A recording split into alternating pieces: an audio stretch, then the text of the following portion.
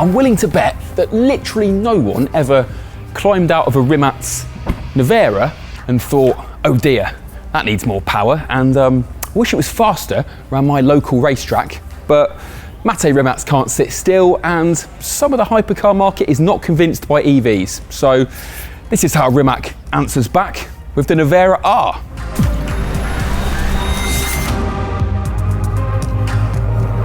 Now, I'll talk you around all the visual tweaks in a moment, but let's just get straight to the power. Okay, Rimac Nevera, 1,888 brake horsepower.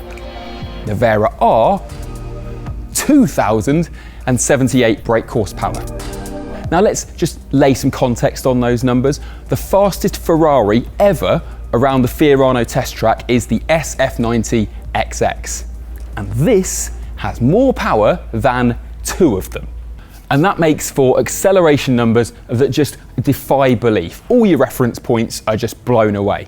0 to 62 is the same as the standard car because it's limited by what tyres can put on the road, but it's still 1.81 seconds.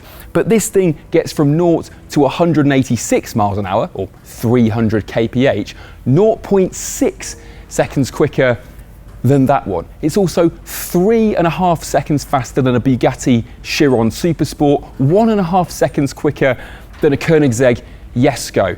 We're used to EVs that blow your mind leaving the line, but normally they tail off into three figures. Not this one.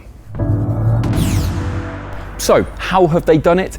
Well, because it's an EV, I can't just open the bonnet and show you.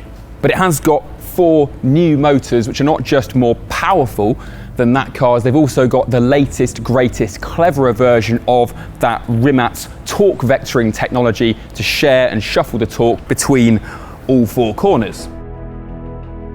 And the battery powering those motors has also been upgraded. Capacity is 108 kilowatt hours, but the chemistry's been changed. It's lighter, but it's more about giving you that higher sustained performance. So you bring it to a racetrack, you can go flat out for longer, which explains why the bodywork has had these upgrades as well.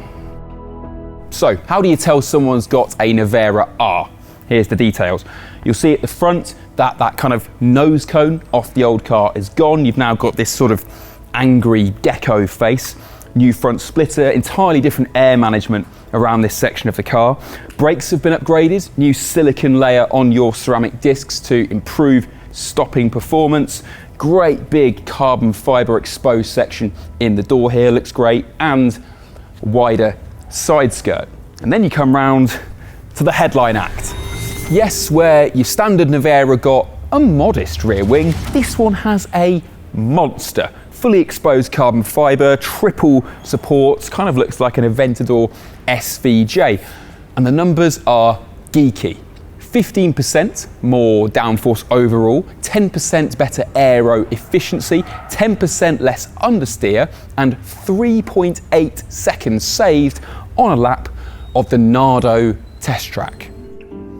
Now that is terribly impressive, except, well, Nardo is a private test track. It's closed to the public. We can't go and see a car go round there.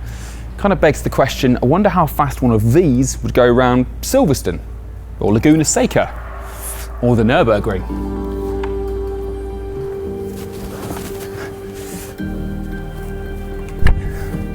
Hopefully, one day we will find out, because after all, the whole point of the Nevera R is kind of a response from Mate Rimac to his customers who were saying, yeah, we appreciate that the normal Nevera is a great sort of GT everyday hypercar, but we'd actually kind of like something that was a bit more of a ripper around a racetrack.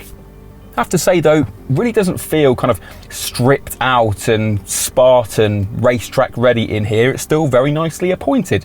There's a lot more kind of Alcantara trim instead of leather, and they've painted the exposed carbon on the dashboard here to match the paintwork, but otherwise seats are comfortable, there's lots of screens, lots of equipment, and don't just think it's a kind of soulless lap time king either, because you can still twizzle this knob here, select drift mode, and tell all 2,078 brake horsepower to send you sideways.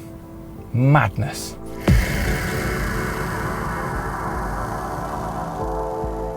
only 40 Nevera Rs are going to be built, each costing just shy of £2 million. And I have no doubts that it will happily smash lap records and rupture internal organs. Just funny though, isn't it? Even Mate Rimac himself has said that EV hypercars aren't selling like V12 or V16 ones are. Seems crazy, doesn't it? A machine this wild, numbers this amazing. But will it be the future of the hypercar after all?